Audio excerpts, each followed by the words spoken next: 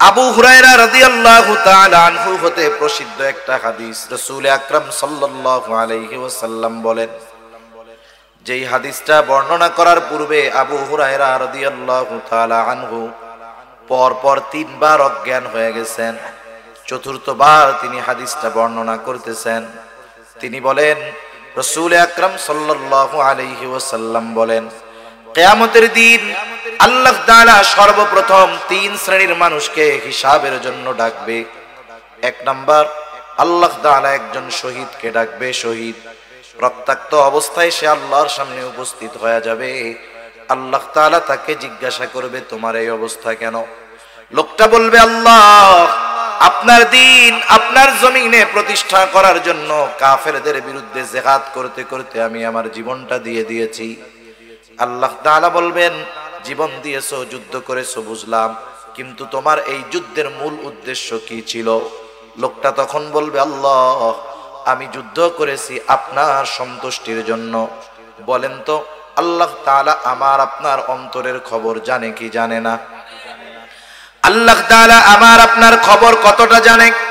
কোরআনুল কারীমের মধ্যে আল্লাহ তাআলা বলেন, ওয়ালাকাদ খালাকনাল ইনসানা ওয়া না'লামু মা তুওয়াসওয়িসু বিহি নাফসুহু ওয়া নাহনু আকরাবু ইলাইহি মিন হাবলিল ওয়ারিদ।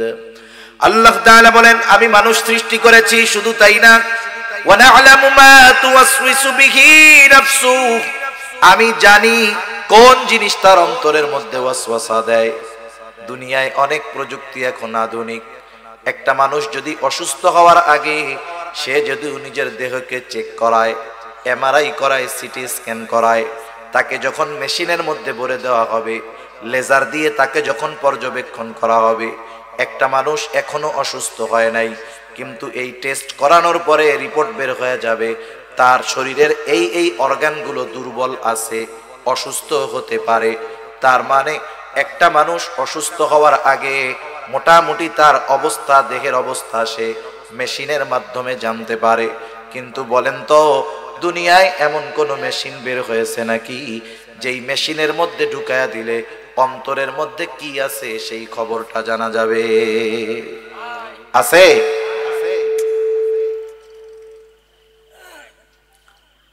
এই রকম মেশিন দুনিয়াতে আবিষ্কৃত হয় নাই। রাসূল আকরাম সাল্লাল্লাহু আলাইহি ওয়াসাল্লাম বলেন, আল্লাহ রাব্বুল আলামিন তখন বলবে, না বান্দা, আমি আল্লাহ তোমার অন্তরের খবর জানি। তুমি কেন যুদ্ধ করেছো জানি। কারণ যুদ্ধ করেছো যাতে করে দুনিয়ার মানুষ তোমার বীরত্বের প্রশংসা করে, তোমাকে বীর বলে, বাহাদুর বলে। তুমি যে উদ্দেশ্যে দুনিয়ায় জিহাদ করেছো, দুনিয়ায় তুমি তা পেয়ে গেছো। কারণ তুমি দুনিয়ার মানুষ তোমাকে বীর বলেছে, বাহাদুর বলেছে। সুতরাং আজকে আমি আল্লাহর তরফ থেকে তোমার জন্য কিছু নাই, তুমি চলে যাও, তোমার ঠিকানা হলো জাহান্নাম। আল্লাহ তাআলা দ্বিতীয়তে একজন দানবীরকে ডাকবে, জিজ্ঞাসা করবে, আমি আল্লাহ তোমাকে অনেক সম্পদ দিয়েছিলাম, এই সম্পদ তুমি কোন কাজে কোথায় ব্যয় করছো? লোকটা বলবে, আল্লাহ, আপনার দেওয়া সম্পদ আমি দান করেছি, সদকা করেছি। যার ঘর নাই তাকে ঘর বানিয়ে দিয়েছি, যার বাড়ি নাই তাকে বাড়ি বানিয়ে দিয়েছি, যার খাবার নাই তাকে খাবার কিনে দিয়েছি। আল্লাহ তাআলা বলবে, বান্দা, কেন তুমি এই দান সদকা গুলো করেছো? লোকটা বলবে, আল্লাহ, এগুলো আমি আপনার সন্তুষ্টির জন্য করেছি। আল্লাহ তাআলা তখন বলবেন, না বান্দা, না না, তুমি মিথ্যা বলতেছো। আমি আল্লাহ তোমার অন্তরের খবর জানি। তুমি দান করেছো যাতে করে দুনিয়ার মানুষ তোমাকে দানবীর বলে, তোমার দানের প্রশংসা করে। তুমি যে উদ্দেশ্যে দান করেছো দুনিয়ায় তুমি তা পেয়ে গেছো। দুনিয়ার মানুষ তোমাকে দানবীর বলেছে, দুনিয়ার মানুষ তোমাকে গরিবের বন্ধু বলেছে।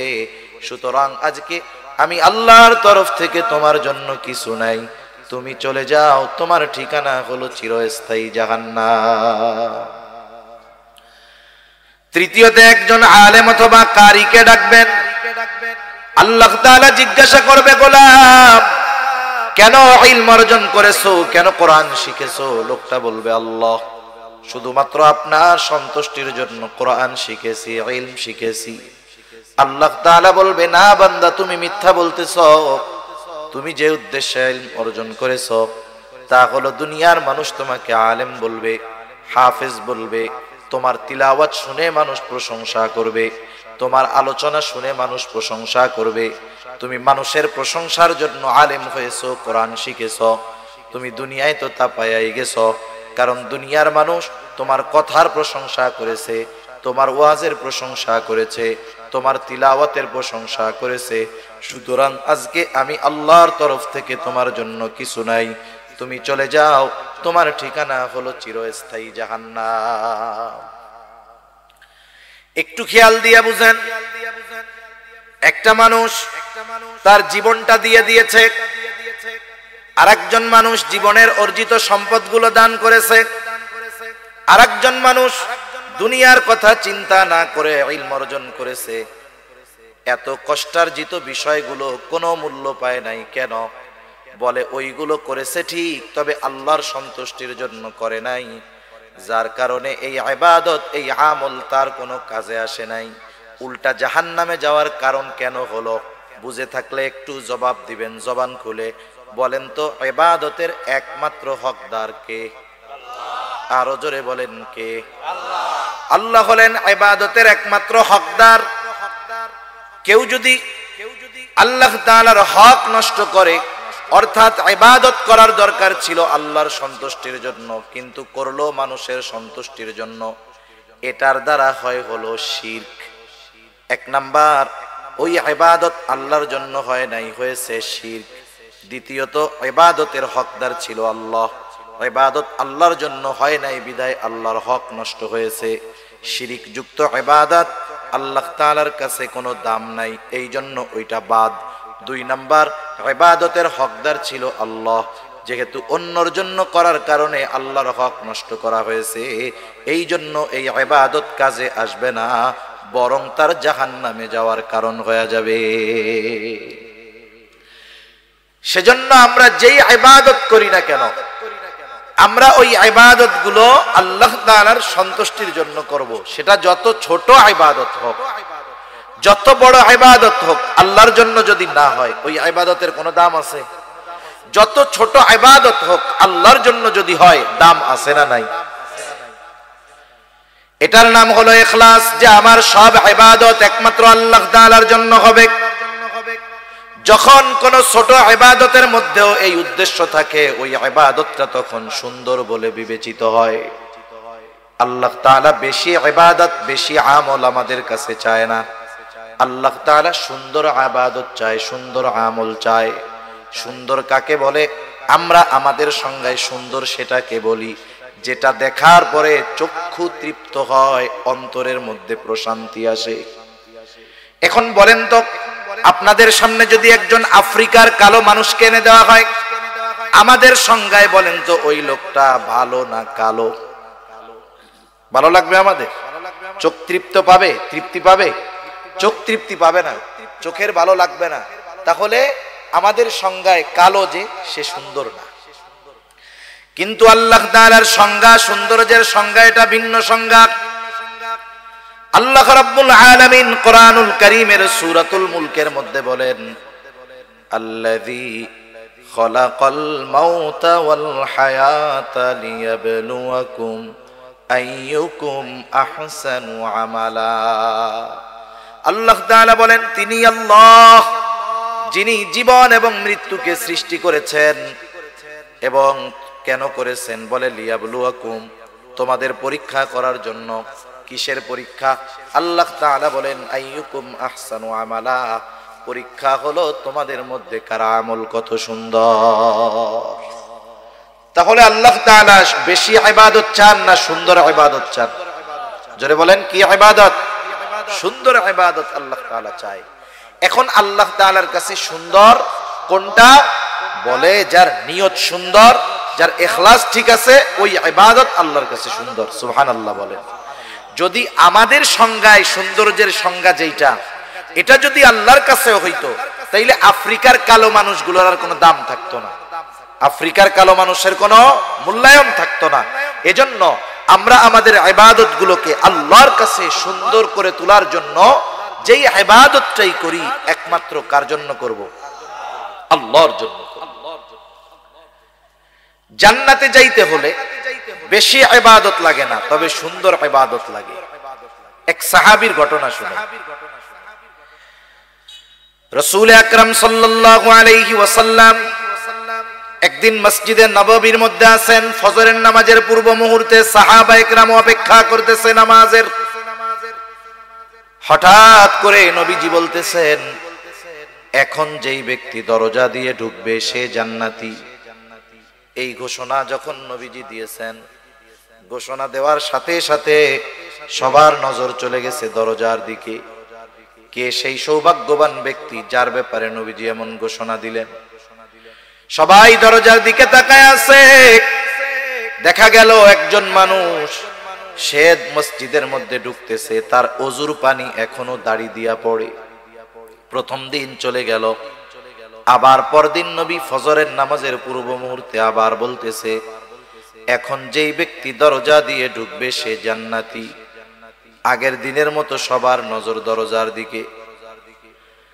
দেখা গেল গতদিন যেই ব্যক্তি ঢুকেছিল, যেই অবস্থায় ঢুকেছিল, আজকেও হুবহু সেই অবস্থায় সে মসজিদের মধ্যে প্রবেশ করলো। দ্বিতীয় দিন চলে গেল, এইবার তৃতীয় দিন আবার নবীজি ফজরের নামাজের পূর্ব মুহূর্তে বলতেছে, এখন যেই ব্যক্তি দরজা দিয়ে ঢুকবে সে জান্নাতি। সবার নজর আবার দরজার দিকে।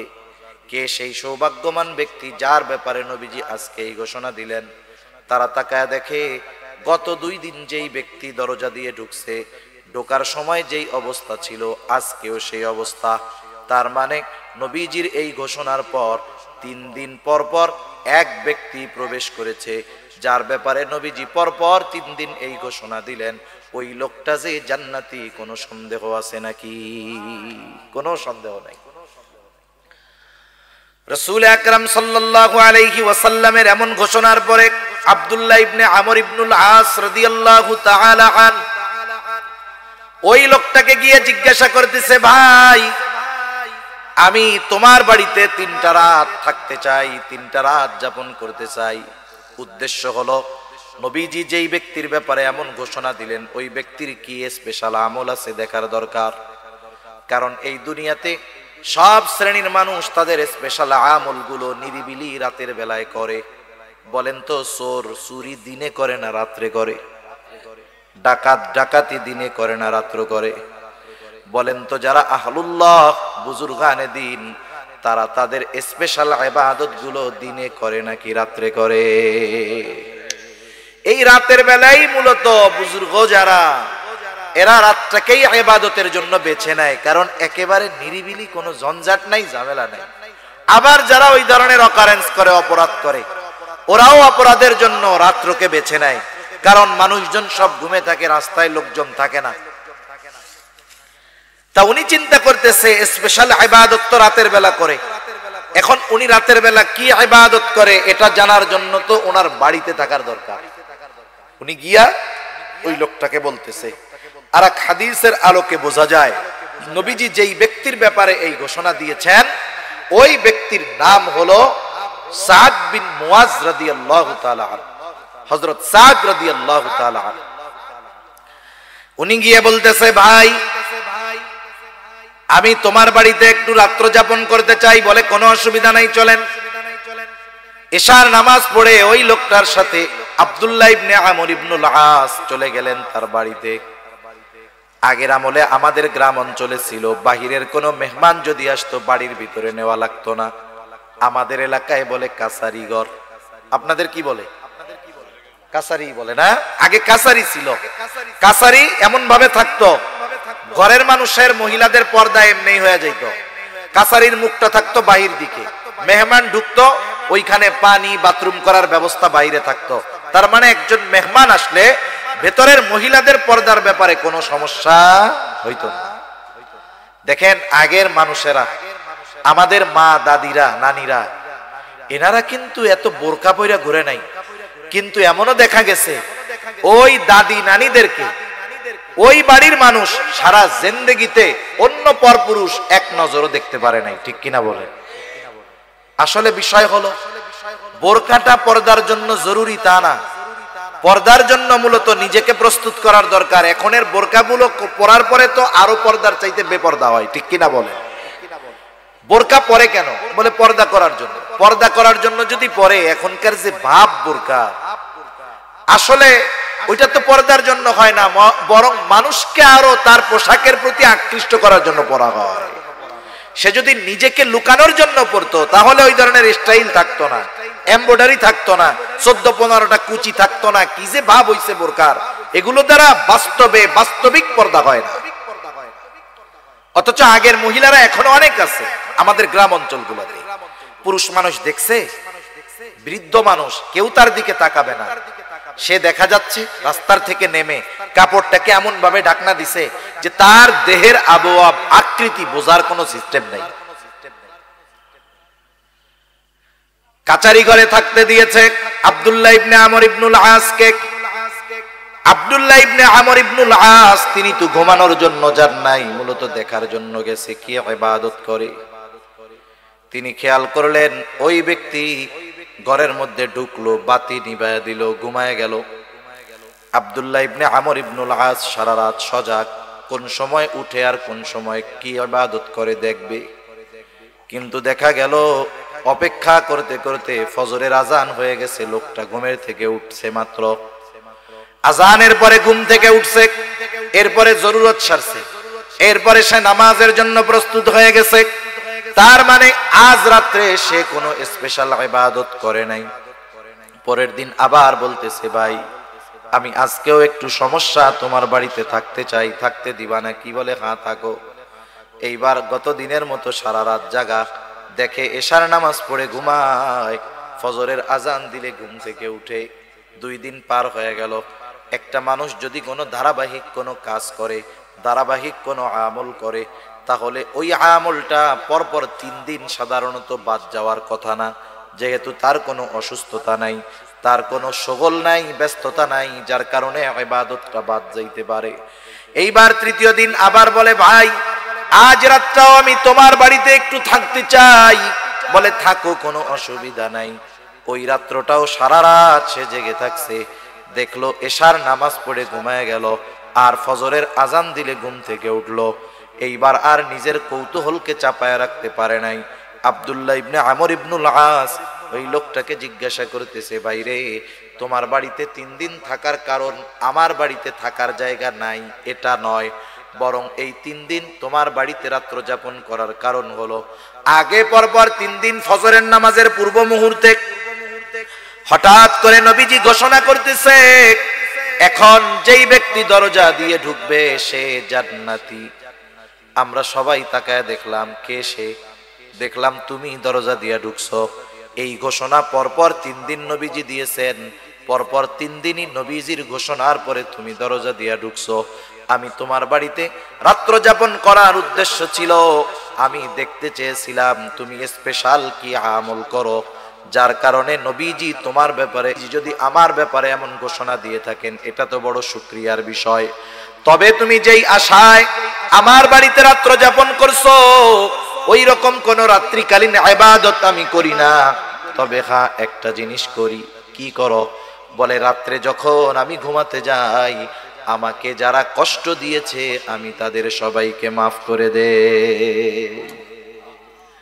5 ওয়াক্ত নামাজ পড়ি, হারাম হালাল বেঁচে চলি, যেটা সাধারণ কাজ, এর চাইতে বেশি কিছু করি না।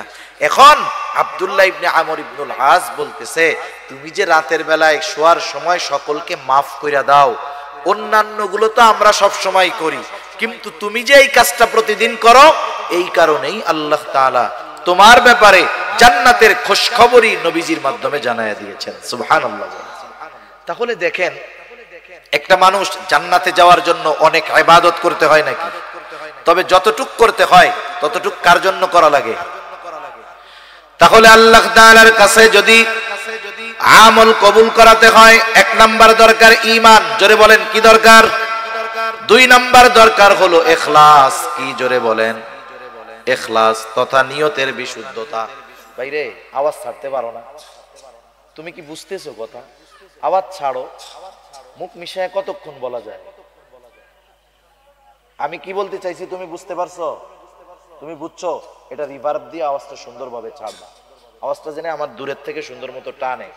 তোমার তো এইটার কোনো আওয়াজ হয় না, তুমি খালি ওই বাইরের ওইটা বাড়াও আর কোনো, নাকি পারো না? না পারলে বলবা যে পারি না, তাহলে আর দরকার নেই, যা আছে তাই থাক। তাহলে 1 নাম্বার দরকার হলো ঈমান, 2 নাম্বার দরকার হলো ইখলাস তথা নিয়তের বিশুদ্ধতা, 3 নাম্বার দরকার হলো সুন্নাত। সুন্নাত কারণ দুনিয়ায় কোনো ইবাদত নাই যেই ইবাদতের সুন্নাত পদ্ধতি নাই। ইবাদত নিজস্ব মন গড়া পদ্ধতিতে করলে হয় না, ইবাদত করতে হয় মুহাম্মাদুর রাসূলুল্লাহ সাল্লাল্লাহু আলাইহি ওয়াসাল্লামের পদ্ধতিতে। সুন্নাত হলো এমন এক জিনিস তথা নবীজির পদ্ধতি হলো এমন এক জিনিস, তুমি না পারলে থাক, আমি মাপছে, না পারলে থাক, যা আছে তাই করো। একটা হলো গাড়ি ভালো, গাড়ি ভালো যদি যে চালাইতে না পারে চলবে, কাজ হবে, ওই গাড়ি খাদে পড়ে যাবে। আর একটা হলো গাড়িতে ডিফেক্ট আছে কিন্তু ড্রাইভার পাক না, দেখবেন ও ওইটারে নিয়ে চালায় চলে যাবে। এই অপারেটিং এর মধ্যে সিস্টেম আছে, আপনাকে জিনিস ভালো দিলেই হবে না, ওই জিনিস চালানোর মতো দক্ষ লোক দিতে হবে, নাইলে কাজ হবে না। জিনিস ভালো আছে কিন্তু আমি বুঝতে পারছি পাইলট শেষ, বাদ যে হয় নাই, এটা কি 10 সিপ দেওয়ার দরকার আছে নাকি? একটা দেখলে ওটাই তো বোঝা যায় যে বাদ হইছে কি হয় নাই। সেজন্য তোমার আর নড়াচড়ার দরকার নাই, আমি কষ্ট করে কইতেছি, অসুবিধা নাই। দুনিয়াতে এমন কোন ইবাদত নাই যেটার সুন্নাত পদ্ধতি নাই তথা নবীজির দেখানো পদ্ধতি নাই, এমন কোন ইবাদত দুনিয়াতে নাই। বরং দুনিয়ার কাজগুলো যদি কেউ নবীজির পদ্ধতিতে করে, ওই দুনিয়াবি কাজগুলোও ইবাদত হয়ে যায়। যেমন প্রতিদিন মানুষের কিছু করণীয় কাজ আছে, দৈনন্দিন কিছু জরুরত আছে, যেমন বাথরুম করা, বাথরুমে যাওয়া, এটা দৈনন্দিন একটা কাজ।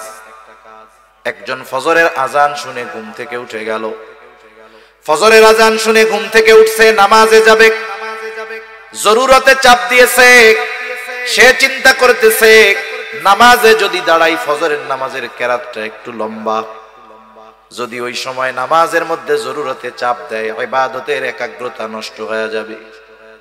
এই চিন্তা করে সে চিন্তা করলো তাহলে জরুরতটা পূরণ করে এরপরে মসজিদের দিকে যাই। এই নিয়তে সে বাথরুমের দিকে রওনা হলো। বাথরুমে যাওয়ার পদ্ধতি, সুন্নাত পদ্ধতি হলো 1 নম্বরে মাথা ঢেকে যাওয়া। সেটা আপনি টুপি দিয়ে ঢাকেন আর রুমাল দিয়ে ঢাকেন, গামছা দিয়ে ঢাকেন, অসুবিধা নাই। নবীজির সুন্নাত হলো মাথা ঢেকে বাথরুমে যাওয়া। আর বিজ্ঞানও বলে মাথা ঢেকে বাথরুমে যাওয়া উচিত। কেন? বলে বাথরুমের মধ্যে অগণিত ব্যাকটেরিয়া আছে, বাথরুমের মধ্যে অগণিত জীবাণু আছে। এই মাথার চুল এটা হলো অত্যন্ত সংবেদনশীল। দেখবেন মাথার মধ্যে খুশকি হয়, কিন্তু যার দাড়ি আছে এরা জিজ্ঞাসা করেন তো দাড়ির মধ্যে কখনো খুশকি হয় নাকি? চুলের চাইতে দাড়ি বড়, কিন্তু এই জায়গায় কেন হয়? বলে মাথার স্কিন, মাথার স্কিন যে চামড়া, এইটা বেশি সংবেদনশীল। এজন্য এই চুলও ময়লা টানে বেশি, মাথার চামড়াও ময়লা টানে বেশি। এজন্য যদি মাথা ঢাকা না থাকে, বাথরুমের এই জীবাণু ব্যাকটেরিয়া গিয়ে তার মাথার মধ্যে সমস্যা হতে পারে, চামড়ায় সমস্যা হতে পারে। বিজ্ঞান বলে এই কথা। আর নবীজি 1000 বছর আগে বলে দিয়েছেন বাথরুমে যাওয়ার সময় মাথা ঢেকে যাইবা। সেজন্য বাথরুমে যাওয়ার সময় মাথা ঢেকে যাওয়া সুন্নাত। কথায় কথা আসে তাই একটা জিনিস বলে দেই, আমরা তো এখন সভ্যকে আধুনিককে, যার ঘরের মধ্যে বাথরুম বেশি সে তত আধুনিক, ঠিক না? আপনি বাড়ি বানাইছেন, আগে বাথরুম থাকতো অনেক দূরে, এখন আপনি বাড়ি বানাইছেন, বাথরুম যদি ঘরের মধ্যে না দিয়া বাইরে দেন, মানুষ আপনাকে আধুনিক বলবে না। কিন্তু যদি ঘরের মধ্যে বাথরুম দেন, দেখবেন এটাকে আরো আধুনিক বেশি বলে, ঠিক কিনা বলেন? আধুনিকতা কি হইছে? বাইরের বাথরুম ঘরে ঢুকছে, বাইরের পায়খানা কই ঢুকছে? ঘরের মধ্যে ঢুকছে। এই হলো আধুনিকতার নাম। এই বাথরুম ঘরে হওয়ার কারণে আমরা অনেক সময় মেসওয়াক, আমাদের ব্রাশ, এগুলো বাথরুমের মধ্যে রাখি, একটা র্যাকের মধ্যে রেখে দেয়। এখন বাথরুমের মধ্যে যখন থাকে, ব্যাকটেরিয়া জীবাণু থাকে। আপনি ঘুম থেকে উঠে পেস্ট লাগায় ব্রাশ করতেছেন, ওই জীবাণু ওর দ্বারা আপনার পেটে সমস্যা হতে পারে। এজন্য বিশেষ করে মেসওয়াক, ব্রাশ এগুলো বাথরুমের বাইরে রাখবো তো ইনশাআল্লাহ। এবার আপনি বাথরুমে ঢুকবেন, ঢোকার আগে দোয়া পড়তে হবে। অনেকে জানে না, ঢুইকা এরপরে দোয়া পড়ে। ঢোকার আগে দোয়া পড়বেন, এরপরে বাম পা দিয়ে ঢুকবেন, বাথরুমের মধ্যে বসলেন, জরুরত সারলেন, টিস্যু ইউজ করলেন, পানি দিয়ে পরিষ্কার পরিচ্ছন্ন হইলেন। এরপরে ওযু যদি ভেতরে করার ব্যবস্থা থাকে ওযু করলেন। যদি বাহির হওয়ার দরকার হয় ডান পা দিয়ে বাহির হলেন, বাহির হওয়ার পরে দোয়া পড়লেন। আমি শুধু উল্লেখযোগ্য সুন্নাতগুলা বললাম। একটা মানুষ যদি সুন্নাত তরিকায় বাথরুম করে তাহলে ওই বাথরুম করার মধ্যে তার কমপক্ষে 10টা সুন্নাতের আমল হয়ে যায়। অথচ এই কাজগুলো আমরা দৈনন্দিন করি। আবার দেখেন, প্রত্যেক বেলা খানা খাই, খানা খাওয়ার সময় দস্তরখানটা বিছান, খানার সময় ডান দিক দিয়ে খানা শুরু করেন, খানার শুরুতে বিসমিল্লাহ বলেন, খানার দোষ ত্রুটি না ধরেন, খানাটা পড়ে গেলে উঠায় খান, প্লেটটাকে ভালো মতো চেটে খান। এই যে অনেক সময় আমরা হুজুররা কোন জায়গায় খাইতে গেলে একটু চাইটা চুইটা খাই, অনেকজন দেখা কয় কি রে দেখ হুজুর প্লেট না খায় ফেলায় আল্লাহ জানে। আরে প্লেট তো জান্নাতে গিয়ে খামু, এর আগে একটু প্র্যাকটিস করে নি, ঠিক কিনা বলে? এই যে দেখেন বিজ্ঞান কি বলে, আমি আপনি যখন খাবার পরে আঙ্গুলগুলো চেটে খাই, আঙ্গুলের উপরে ধারালো ধারালো দাগ আছে না নাই? মানুষ মারা যাওয়ার সাথে সাথে এই রেখাগুলো চলে যায়। এটা যখন জিহ্বার সাথে ঘষা খায় দেখবেন একটা লালা হয়, লালা। এই লালাটা কত উপকারী! এই লালাটা আমি আপনি খেয়ে ফেলি যখন, এটা আমার আপনার খাবার হজমের জন্য কাজ করে। সুবহান।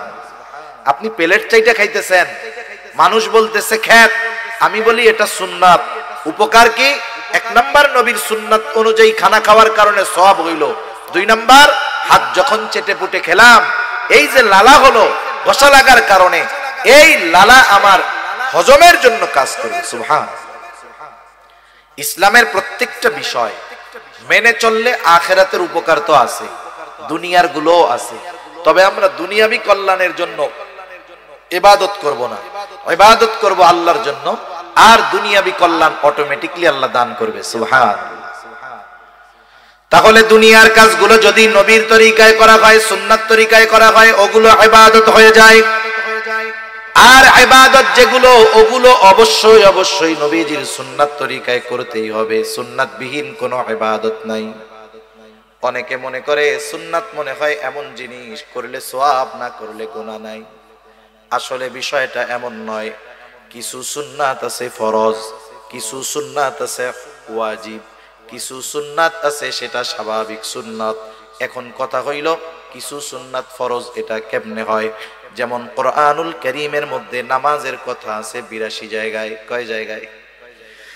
82 জায়গায় নামাজের কথা আছে। আল্লাহ তাআলা কোন বিষয়ে গুরুত্ব আরোপ করার জন্য একাধিকবার বলার দরকার হয় না, একবার বললেই সেটা যথেষ্ট হয়ে যায়।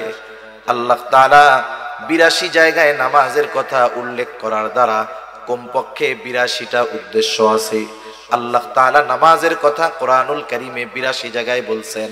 এখন যদি গোটা দুনিয়ার সব মুফাসসিরদেরকে একত্রিত করেন, সকলকে যদি বলেন আপনারা সবাই মিলে নবীর সুন্নাত বাদ দিয়ে, নবীর হাদিস বাদ দিয়ে, শুধুমাত্র কোরআন থেকে ফজরের 2 রাকাত নামাজ আমরা যেই পদ্ধতিতে পড়ি, ওই পদ্ধতিগুলো শুধু কোরআন থেকে বের করে দিবেন, আপনারা সাধারণ মানুষও সহজে বুঝবেন। বলেন তো, নবীর সুন্নাত হাদিস বাদ দিয়ে শুধু কোরআন থেকে 2 রাকাত নামাজ পড়ার পদ্ধতি কিয়ামত পর্যন্ত কেউ বের করতে পারবে নাকি? কেউ কিয়ামত পর্যন্ত পারবে না, অসম্ভব এটা। তাহলে নামাজের আদেশ করেছেন আল্লাহ, আর নামাজ কিভাবে পড়তে হবে শিখিয়ে দিয়েছেন মুহাম্মাদুর রাসূলুল্লাহ সাল্লাল্লাহু আলাইহি ওয়াসাল্লাম। নবীজি বলেন, সল্লু কামা রাআইতুমুনি উসাল্লি। নামাজ কিভাবে পড়তে হবে আমাকে দেখে দেখে তোমরা শিখো, আমাকে দেখে দেখে নামাজ পড়া শিখো। কিভাবে নামাজ পড়তে হবে, তার মানে নামাজের আদেশ করেছেন আল্লাহ, আর নামাজের পদ্ধতি শিখিয়ে দিয়েছেন মুহাম্মাদুর রাসূলুল্লাহ। অনেক উদাহরণ না, একটা দুইটা উদাহরণ দেই। আজকে আমি আমার জীবনে কক্সবাজার সবচাইতে ফালতু মাইক পাইলাম, এনারে যেমনে বলতেছি পারতেছে না। আমার আগে ভাই কথা বলছে কেমনে, আমি স্টার্ট করার পরে সাউন্ডটা নষ্ট হয়ে গেল, আমারই বদনসিব মনে হয়।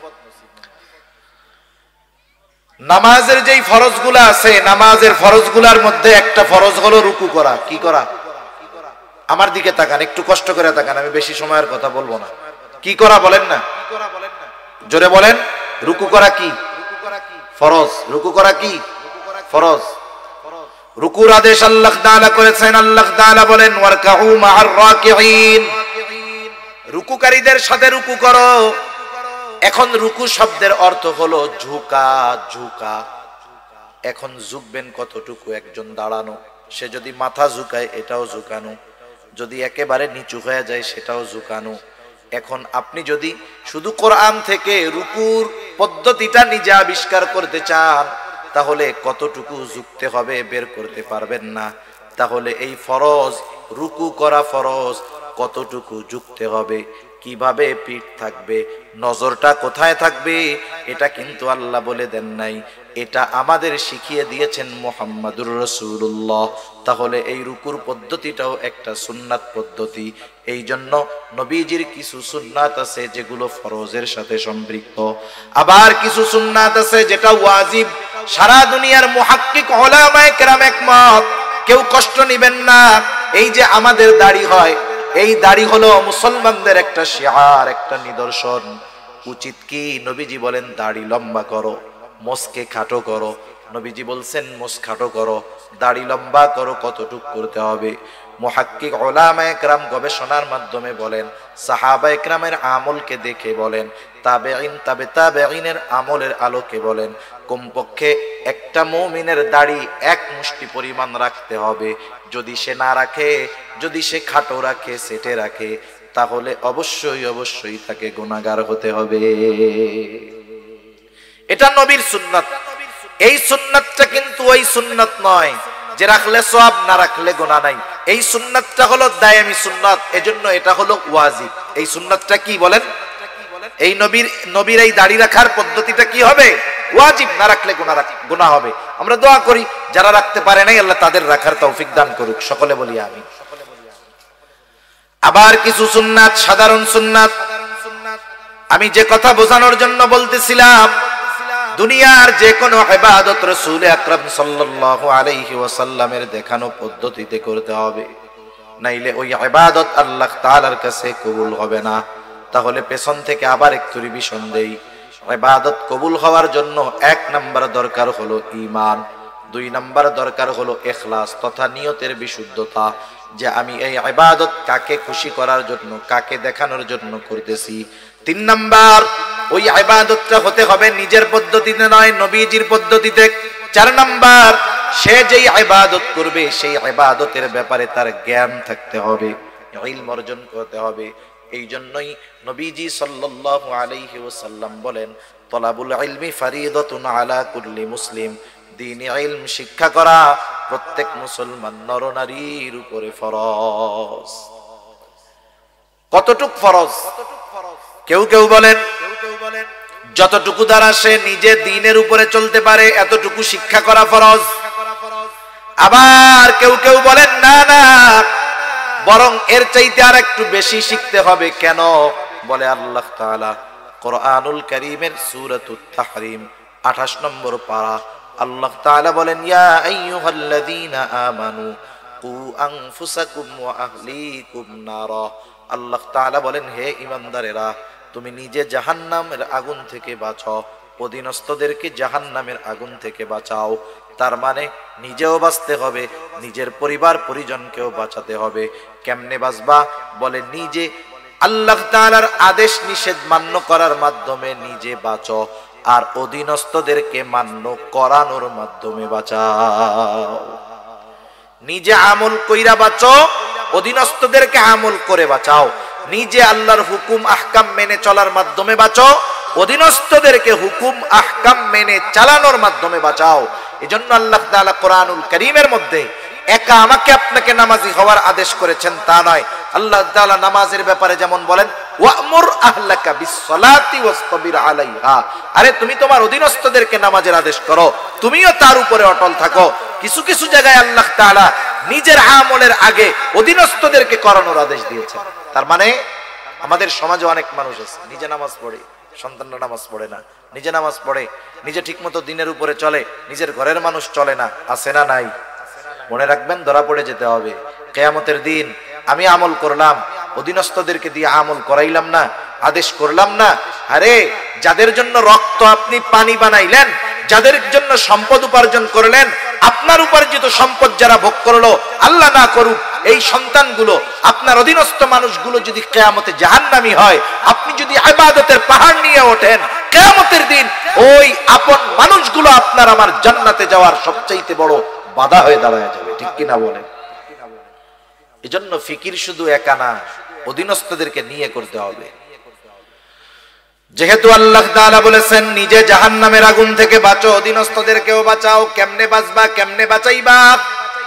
বলে আল্লাহ তাআলার আদেশ নিষেধ মান্য করার মাধ্যমে নিজে বাঁচো, অধীনস্থদেরকে মান্য করানোর মাধ্যমে বাঁচাও। বুঝে থাকলে খেয়াল দিয়ে একটু জবাব দিবেন। বলেন তো আল্লাহ তাআলার আদেশ নিষেধ মেনে চলতে হলে ইলমে দ্বীন দরকার আছে না নাই? আবার যদি আপনি আপনার পরিবার পরিজনকে দ্বীনের উপরে চালাতে চান, ইলমে দ্বীন জানার দরকার আছে না নাই? এই জন্য তারা বলতেছে একটা মানুষের ওই পরিমাণ দ্বীনি ইলম অর্জন করা ফরজ যতটুকুর দ্বারা সে নিজে এবং অধীনস্থদেরকে জাহান্নামের আগুন থেকে বাঁচাতে পারে। এইটুকু পরিমাণ কমপক্ষে সকল মুসলমানের জন্য শেখা ফরজ। আমি জানি যে আমাদের সমাজে, আমাদের কমিউনিটিতে, আমাদের দেশে অনেক পাঁচ ওয়াক্ত নামাজি এই পরিমাণ ইলমে দ্বীন তার জানা নাই। আছে না নাই? এখন কি করবেন? আপনি যদি আপনার মসজিদের ইমাম সাহেবকে গিয়ে বলেন, হুজুর রাসূল আকরাম সাল্লাল্লাহু আলাইহি ওয়াসাল্লাম তো বলছে দ্বীনি ইলম শিক্ষা করা প্রত্যেক মুসলমান নরনারীর উপরে ফরজ, কমপক্ষে ওইটুকু শিখতে হবে যার দ্বারা নিজে দ্বীনের উপরে চলা যায়, অধীনস্থদেরকে চালানো যায়। আমরা তো এই পরিমাণ মনে হয় জানি না। এটাকে বলা হয় জরুরতে দ্বীন। হুজুর আমাদেরকে একটু জরুরতে দ্বীন একটু শিক্ষা দেন, যেটুকু শিক্ষা করা ফরজ। আপনার মসজিদের ইমাম সাহেব কি বলবে যে না এটা আমি পারবো না? বলবে? জোরে বলেন না, বলবে? বলবে না। সে চেষ্টা করবে শিখায় দেওয়ার। আপনি যদি কোনো মাদ্রাসার শিক্ষকের কাছে গিয়ে, মাদ্রাসায় গিয়ে মাদ্রাসার প্রিন্সিপাল মুহতামিম সাহেবকে বলেন যে আমাদের এই জরুরতে দ্বীন শেখার একটা ব্যবস্থা করে দেন, বলেন তো তারা কি বলবে? আমরা পারবো না। তার মানে আপনার আমার শেখার ব্যবস্থা আছে, আমরা আমাদের গাফলতির কারণে শিখি না। এই না শেখাটা কি হচ্ছে? এক তো গুনাহগার হচ্ছি, দ্বিতীয়ত দেখা যাবে যে ইবাদত গুলো করতেছি ওই ইবাদত গুলোর মাসলা মাসাইল না জানা থাকার কারণে কোন সময় ইবাদত নষ্ট হচ্ছে নিজেও টের পাই না। যেমন ঈমানের পরে সবচেয়ে বড় আমল হলো নামাজ। নামাজের কিছু বিষয় আছে ফরজ, কিছু বিষয় আছে ওয়াজিব। যেমন নামাজের বাহিরে ভিতরে 13 ফরজ। বলেন তো ফরজ ছুইটা গেলে নামাজ হবে নাকি? এক লোক নামাজ পড়তেছে, পাশে আর একজন পড়ে, সে নামাজ শেষ করার আগে 2টা সাউ সিজদা দিছে, এরপরে আবার সে সালাম ফিরিয়ে নামাজ শেষ করেছে। পাশের জন এমনিই জিজ্ঞাসা করে, কিরে ভাই তুমি যে সাহু সিজদা দিলা কারণ কি? বলে সাহু সিজদা কখন দেয়? বলে নামাজের ওয়াজিব ছুইটা গেলে সাহু সিজদা দিতে হয়, তাইলে নামাজ হয়ে যায়। কিন্তু ফরজ যদি ছুইটা যায়, বলেন তো নামাজ থাকবে না যাবে? এখন বলে সাহু সিজদা দিছস কেন? ওয়াজিব ছুটছে নি? কয় ওয়াজিব টওয়াজিব ছুটে নাই, একটু বায়ু বাইর হয়ে গেছিল। বুঝেন নাই? একটু বায়ু বের হয়ে গেছে, এই জন্য আমি সাহু সিজদা দিছি। এখন বলেন বায়ু যদি বের হয় ওযু থাকে না যায়? ওযু যদি না থাকে নামাজ থাকে না যায়? সাহু সিজদা একটা না 100টা দিলে কাজ হবে? কাজ হবে না। এজন্য ইবাদত সংক্রান্ত মাসলা মাসাইল গুলো জানতে হবে, একটার সাথে একটা কানেক্টেড। আপনি একটাকে বাদ দিয়ে আরেকটা পারবেন না। যেমন দেখেন নামাজের অন্যতম এক শর্ত কি? ফরজ যে কাপড় পাক। কাপড় কি হওয়া লাগবে? পাক হওয়া লাগবে। কাপড় যদি না পাক হয় অন্য সব ঠিক, নামাজ হবে না। এখন আপনার এই ক্ষেত্রে তাহারাত পবিত্রতার মাসলাগুলো জানতে হবে, যে কোন কারণে পোশাক পাক নাপাক হয়, কোন কাজ করলে নাপাক পোশাকটা পাক হয়ে যায়। এখন উনি তাহারাতের মাসালা, পবিত্রতার মাসালা জানে না। এখন উনি কি করছেন, ওনার কাপড়ে একটু প্রস্রাবের একটা ফোঁটা পড়ছে, কাপড়ের উপরে যদি প্রস্রাবের একটা ফোঁটা পড়ে, ওই প্রস্রাবটা কি এক জায়গায় থাকে না ছড়িয়ে যায়? এক ফোঁটা প্রস্রাব যতটুকু জায়গা নিয়ে ছড়াবে, ওই কাপড়ের দ্বারা নামাজ না হওয়ার জন্য যথেষ্ট হয়ে যায়। এখন দেখেন, উনার এটা জানা নাই, উনি প্রস্রাব করছে, ঢিলা কুলুক ব্যবহার করে নাই, প্রস্রাবের একটা ফোঁটা লুঙ্গিতে লাগছে, এখন ওই ফোঁটার পানি প্রস্রাব ছড়ায় গেছে, এখন উনি সুন্দর মতো ওযু করে নামাজ পড়েছে, বলেন তো নামাজ কি হবে? একটার সাথে একটা কানেক্টেড, এটা প্রত্যেকটা মুসলমানের জানা দরকার ছিল। ওযুর ফরজ, গোসলের ফরজ, এগুলো জানার দরকার। নামাজের বাহিরে ভিতরে 13 ফরজ জানার দরকার। যদি সে না জানে কি ক্ষতি, বলে ফরজ ছুটে গেলে সে তো জানবেই না ফরজ ছুটে গেছে। দেখা যাবে জীবনে অনেক নামাজ পড়েছে, ফরজ ছুটে গেছে, এই কারণে তার এক ওয়াক্ত নামাজও আল্লাহর কাছে কবুল হয় নাই। আবার নামাজের ওয়াজিব 14টা, ওয়াজিব ছুটে গেলে সাহু সিজদা দিতে হয়। দেখা গেল তার ওয়াজিব গুলো জানা নাই, জানা থাকলেই না ছুটলে সাহু সিজদা দিবে। হ্যাঁ, ওয়াজিব ছুটে গেছে, টেরও পায় নাই, সাহু সিজদা তো দেয়ই নাই, তাহলে কি হলো? বলে তার নামাজ হয় নাই। এইবার নামাজ ভঙ্গের কারণ আছে 19টা, এগুলো নামাজিকে নামাজের আগে জানতে হবে। দেখা গেল এর থেকে যদি একটা কারণ পাওয়া যায়, নামাজ নষ্ট হয়ে যায়, নামাজ ভেঙে যায়। আবার ওযু ভঙ্গের কারণ আছে 7টা, ওযু যদি ভেঙে যায় নামাজও ভেঙে যায়। চিন্তা কইরা দেখেন, এক নামাজ এর সাথে কত মাসালা রিলেটেড আছে। এই জন্য নবীজিও জানায় দিয়েছেন, দ্বীন ইলম শিক্ষা করা ফরজ। আর আমরা যেই ইবাদত করব, সেই ইবাদতের পরিপূর্ণ মাসলা যদি না থাকে, দেখা যাবে নিজের অজান্তে ইবাদতের মধ্যে ভুল হয়ে গেছে। সেজন্য রোজা আসতেছে, রোজার সব মাসলা মাসাইল গুলো জানবো। কোন কারণে রোজা ভাঙে, কোন কোন কারণে রোজা নষ্ট হয়ে যায়, এই বিষয়গুলো জানা জরুরি কি জরুরি নয় বলেন? রোজার আগে জানা নিব হুজুরদের কাছ থেকে, ওলামা ইকরামের কাছ থেকে।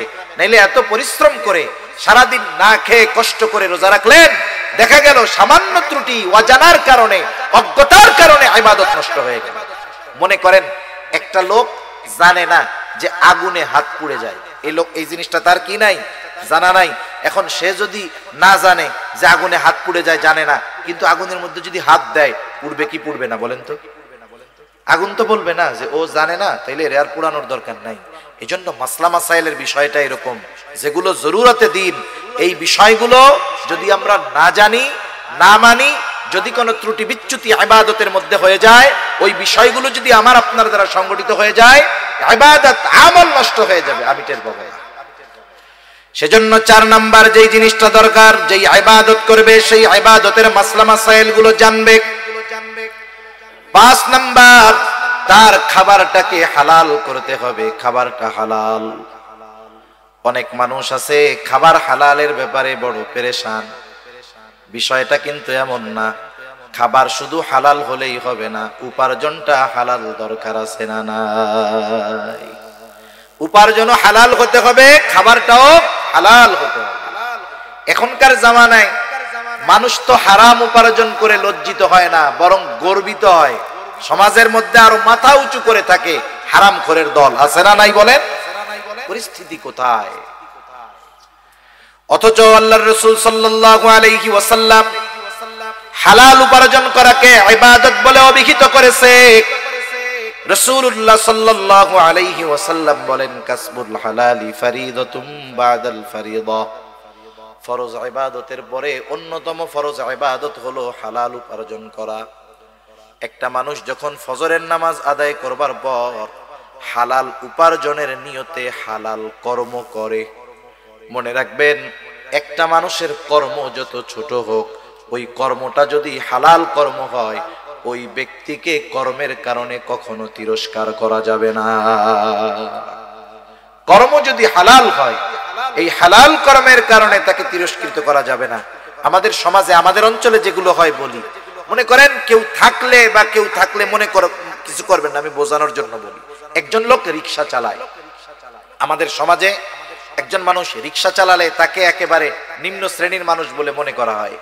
এলাকার একটা সমাধানের জন্য 10 জন মানুষ বসেছে, 20 জন মানুষ বসেছে, ওই এক এলাকার মানুষ, এর মধ্যে উচ্চ শিক্ষিত মানুষ আছে, ডাক্তার আছে, ইঞ্জিনিয়ার আছে, প্রফেসর আছে, শিক্ষিত মানুষ আছে, সাথে সাথে এলাকার মানুষ হিসাবে রিক্সাওয়ালাও আছে। যে কোনো এক বিষয়ে সমাধানের জন্য তারা চিন্তা করতেছে, কিন্তু সমাধানের পথ কেউ খুঁজে পায় না। এখন রিক্সাওয়ালা রিক্সা চালাতে পারে ঠিক, আল্লাহ সুবহানাহু ওয়া তাআলা তাকে ভালো মন্দের বুঝ তো দান করতে পারে, ঠিক কিনা বলেন? এখন রিক্সাওয়ালার মাথায় একটা বুদ্ধি আসছে, বুঝাই যদি কাজ করা হয় আমাদের আসন্ন সমাধান অথবা যেই সমস্যার সমাধান হয়ে যাবে। ও এখন বলতে চায় যে আমি একটা কথা বলি, যখন ডাক্তার, ইঞ্জিনিয়ার, প্রফেসর, উকিল, ব্যারিস্টার, ম্যাজিস্ট্রেট ওনারা সমাধান পায় না, মাথা গরম, এই টাইমে যদি রিক্সাওয়ালা বলে আমি একটা কথা বলি, তখন কি হবে? ওনাদের মেজাজ গরম, বেটা রিক্সাওয়ালা বয়। এত জ্ঞানী গুণী মানুষ এই জায়গায় আছে, বুদ্ধি পায় না, রিক্সাওয়ালা ওই জায়গায় মাথা চাড়া দিয়ে উঠছে। আচ্ছা, এই লোকটা তো এই এলাকার, এর তো একটা নাম ছিল, ঠিক কিনা বলেন? নাম ছিল না? কিন্তু নাম বাদ দিয়ে ওর কর্মকে আগে বলার কারণ কি? কারণ কি? এই কর্মের কথা বলে ওকে আঘাত করা, কর্মের কথা বলে ওকে কি করা? আঘাত করা।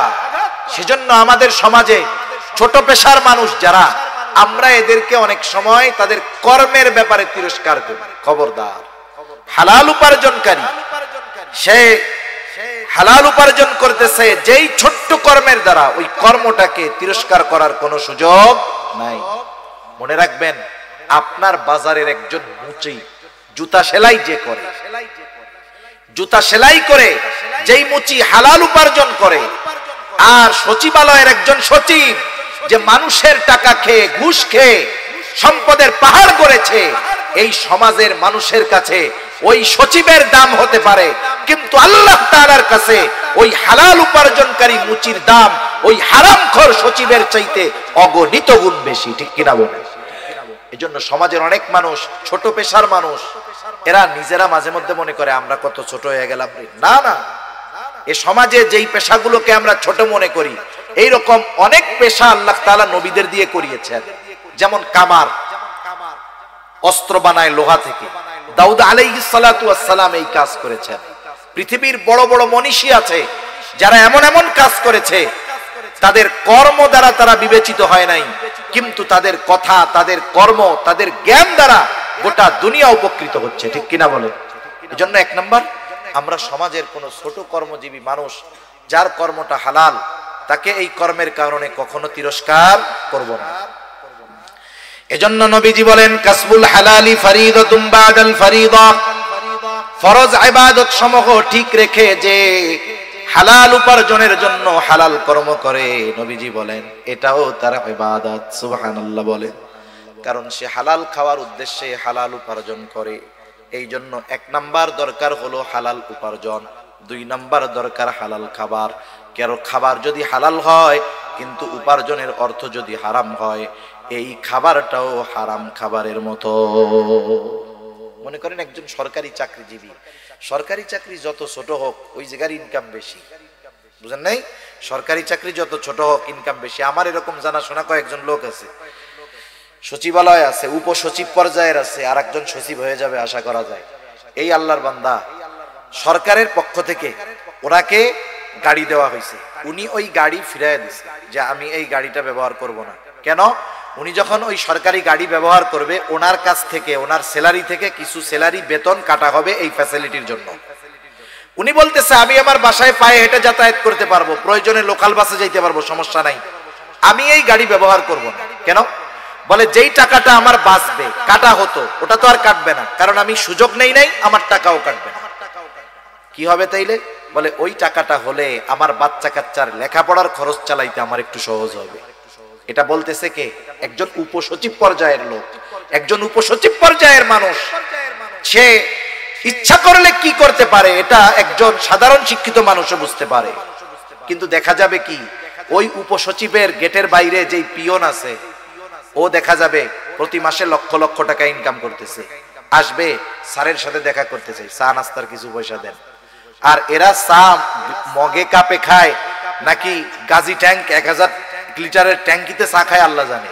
2-4-5 হাজার টাকার কমে এদের চা পানের টাকা হয় না, ঠিক কিনা বলেন? ওই ব্যক্তি তো আপারক, ওরে 5,000 টাকা হাতের মধ্যে গুজে দিয়ে স্যারের সাথে দেখা করে আসবে, কাজ শেষ। স্যার তো আর ঘুষ খায় না।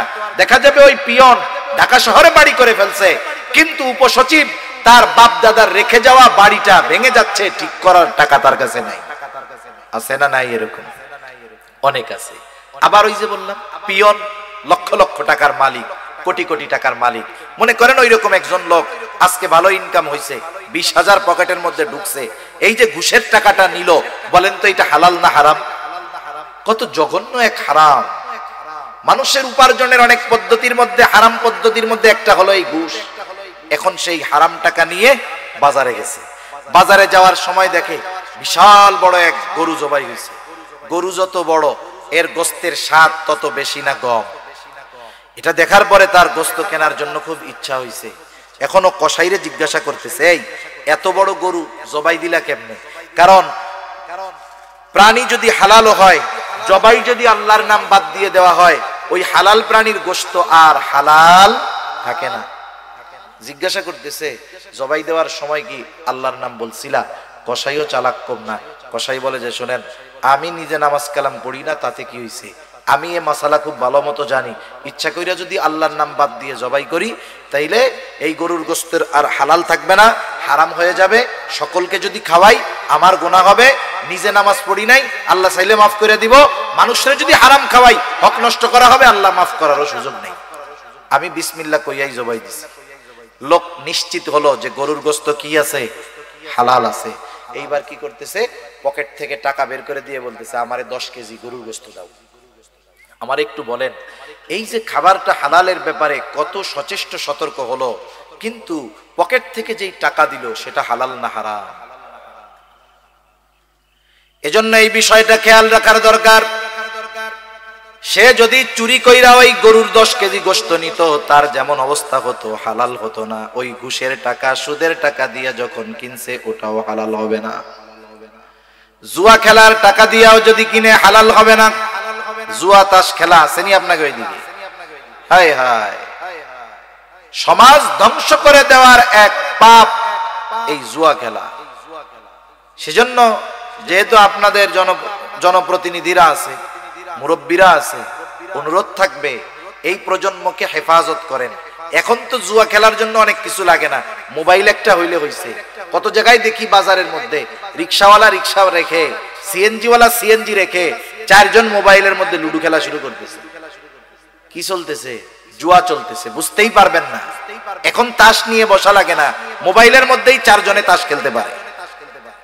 অবস্থা খুব খারাপ। এই জুয়ার ভয়ানক থাবা থেকে এ জাতিকে, আগামী প্রজন্মকে হেফাজত করার দরকার, ঠিক কিনা বলেন? এর দ্বারা উপার্জিত পয়সা, সুদ ঘুষের পয়সা যেমন হারাম, এর দ্বারা উপার্জিত পয়সাটাও হারাম।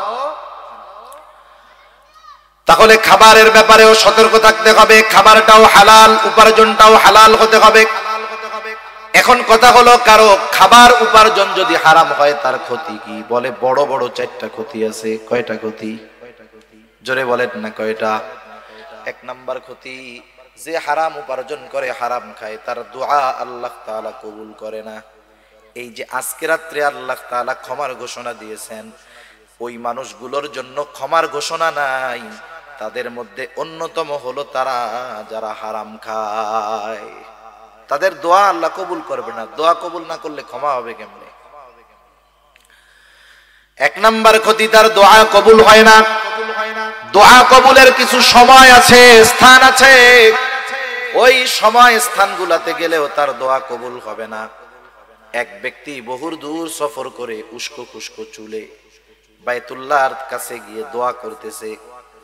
সাহাবায়ে কেরাম দেখে মনে করতেছে এই ব্যক্তির দোয়া আল্লাহ তাআলা কবুল করবেন, ঠেকাবেন না।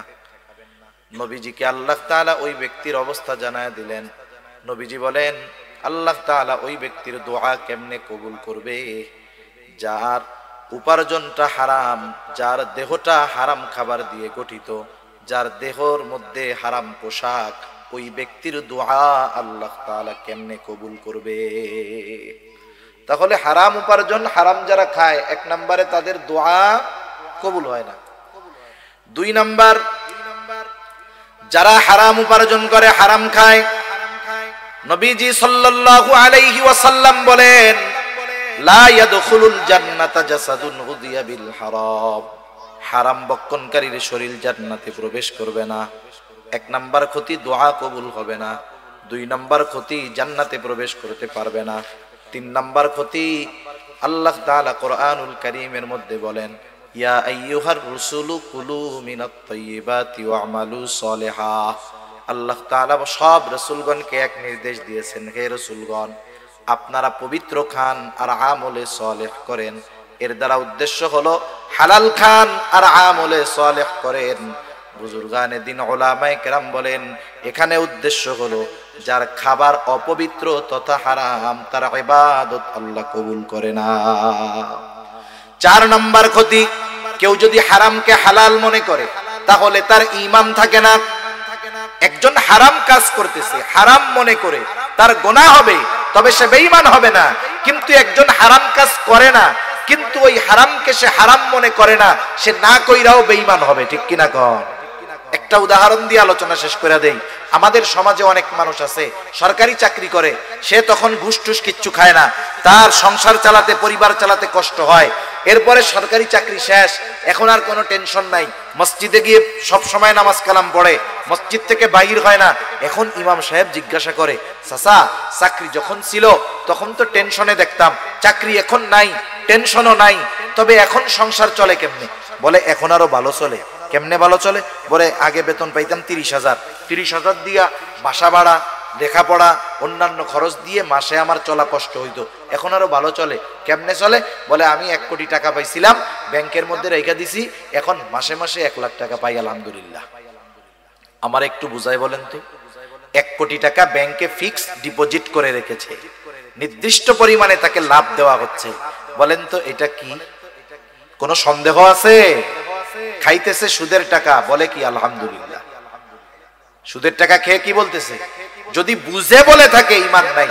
একজন মদ খায়, মদ খাইতেছে কবিরা গুনাহ, কিন্তু কেউ যদি ইয়ারকি মাইরা বিসমিল্লাহ বলে মদ খায়, সাথে সাথে বেঈমান হয়ে যাবে, কোনো সন্দেহ নেই। একজন খাচ্ছে মদ, খেয়ে যদি সে আলহামদুলিল্লাহ বলে, বেঈমান হয়ে যাবে, কোনো সন্দেহ নাই।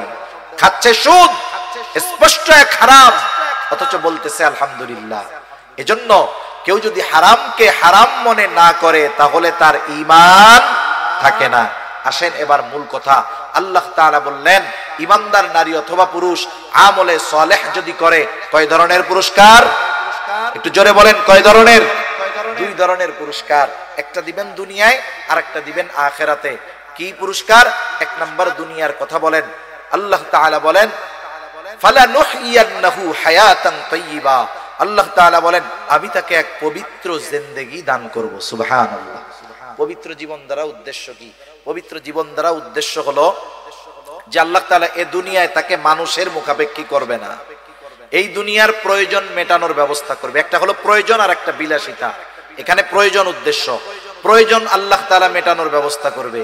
আল্লাহ তাআলা এই দুনিয়াতে তাকে পারিবারিক শান্তি দান করবে। আল্লাহ সুবহানাহু ওয়া তাআলা তাকে ইবাদতের মজা দান করবে। আল্লাহ তাআলা দ্বীনের উপরে চলা তার জন্য সহজ করে দিবে।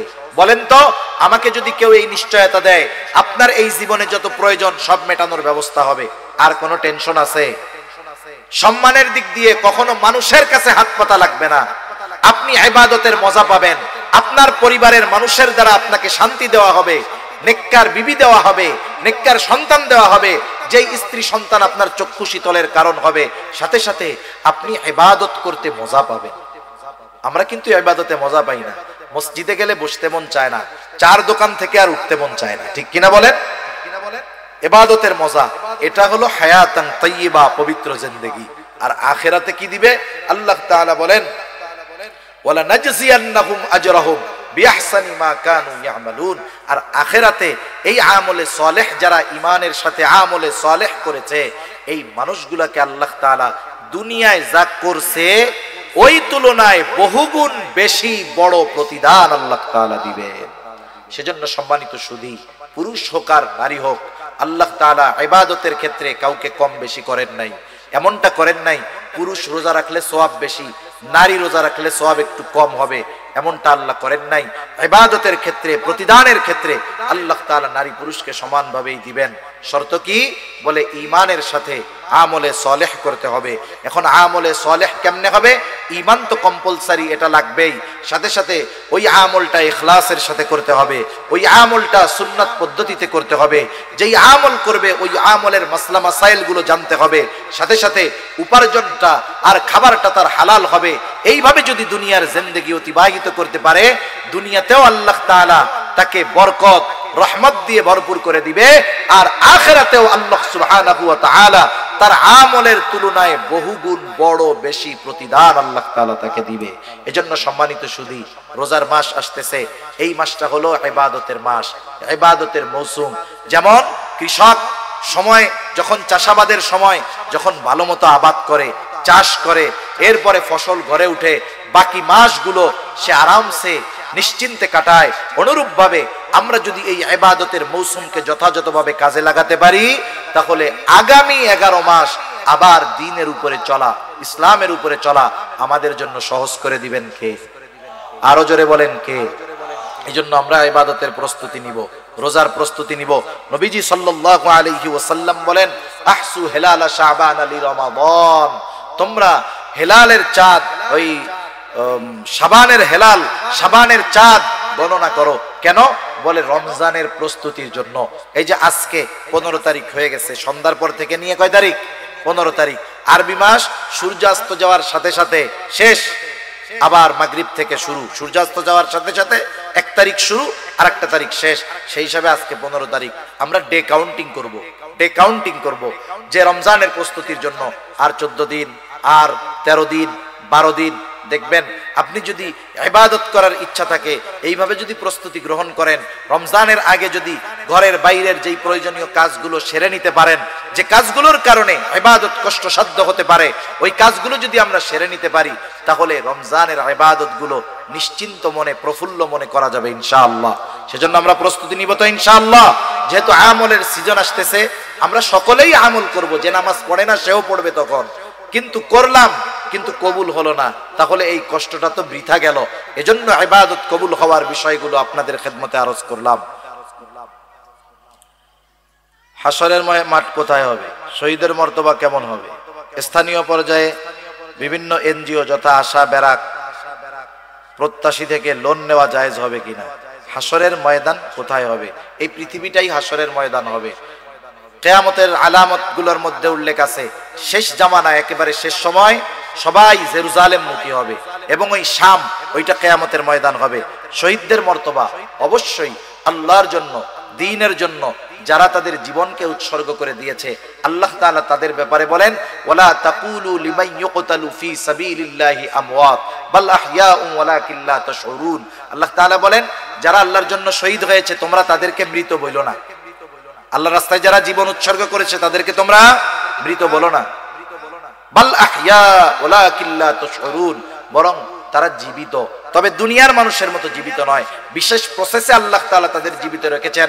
ওখানে তাদের জীবিত থাকতে হলে কি দরকার? খাবার দরকার, অক্সিজেন দরকার, যা কিছু দরকার সবকিছুর ব্যবস্থা বিশেষ পদ্ধতিতে করেছেন কে? শহীদের মর্তবা অনেক বড়। তৃতীয়, এনজিও। সুদ ব্যাংক থেকে নেন আর এনজিও থেকে নেন, সুদ তো সুদ। সুদ কোনোদিন জায়েজ হওয়ার সুযোগ নাই। এটা এমন এক হারাম যেটা কখনো জায়েজ হবে না। গাড়ি আবার চলে আসবে নাকি? কয়টায়? কই? 12টায়। আমরা প্রস্তুতি নিয়ে শেষ করে দেই না? দেখেন, সুদ তো সুদ। কিছু হারাম জায়েজ হয়, কিন্তু সুদ এমন এক হারাম, এটা কখনো জায়েজ হয় না। মনে করেন, আমি বলি মাইন্ড করেন, পায়খানা হারাম না? যদি কারো এমন রোগ হয়, ডাক্তার বলে ওরে বাঁচাইতে হইলে প্রতিদিন আধা কেজি পায়খানা খাওয়াইতে হবে, এটা ওর জন্য জায়েজ হবে, জীবন বাঁচানোর জন্য। কেউ যদি বলে, ডাক্তার, দিনদার ডাক্তার বলে জীবন বাঁচানোর জন্য শুকরের গোশত খাওয়াইতে হবে, এটা ওর জন্য ওষুধ হিসাবে খাওয়ানো জায়েজ। কিন্তু বলেন তো, কোন রোগ হইলে ডাক্তার লিখবে যে এনাকে যদি বাঁচাইতে হয় তাইলে সুদ খাওয়াইতে হবে? বলেন তো, এই সুদ কোন সময় জায়েজ হওয়ার সম্ভাবনা আছে? এটা নিঃসন্দেহে হারাম। এটা কোন সময় বৈধ হওয়ার, জায়েজ হওয়ার কোনো সুযোগ নাই। হালাল তো পরে, কারণে জায়েজ হওয়ার সুযোগ নাই। এজন্য এই অভিশপ্ত বিষয় থেকে আমাদেরকে বাঁচতে হবে। এক হারাম পায়খানা খাইছে, ওটা তার হারাম খাওয়ার গুনাহ হবে। কিন্তু কেউ যদি 1 দিরহাম পরিমাণ সুদ খায়, তার মায়ের সাথে জিনা করার মতো গুনাহ হবে। তাইলে পায়খানা খাওয়া হারাম আর সুদ খাওয়া হারাম, কিন্তু ডিসটেন্সটা কি বুঝতে পারছেন তো? তাহলে বলেন তো, একজন সুস্থ মস্তিষ্কের লোক ওই মানের পাপ যেটা করলে মায়ের সাথে জিনা করা হয়, ওটা কি কখনো করবে? তার মানে 1 নম্বরে সুদ যারা খায়, এদের মস্তিষ্ক বিকৃত হয়ে গেছে। এজন্য কিয়ামতের দিন ওই রকম তারা উঠবে, মানুষেরা দেখেই বুঝতে পারবে এই মানুষগুলো সুদখোর। আফসোসের ব্যাপার, আমাদের সমাজে যে যত বড় সুদখোর, সামাজিকভাবে তার অবস্থান তত বড়। এটা আমাদের জন্য একটা গজবের মতো, অভিশাপের মতো, ঠিক কিনা বলেন? আল্লাহ এই সুদ নামক জঘন্য বিষয় থেকে আমাদের বেঁচে থাকার তৌফিক দান করুন। সকলে বলি আমিন।